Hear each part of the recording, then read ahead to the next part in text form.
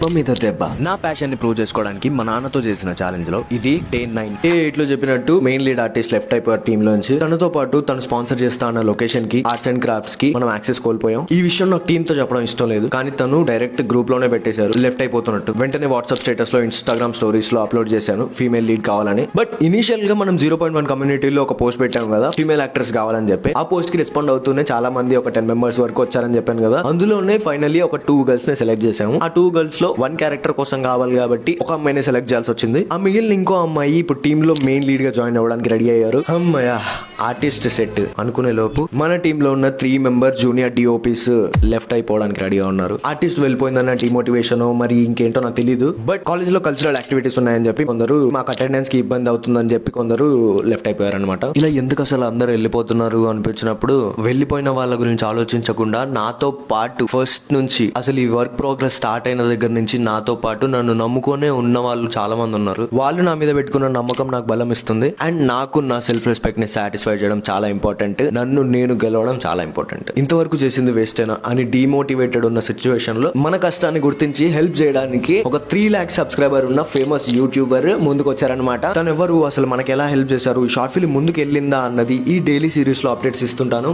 Stay connected.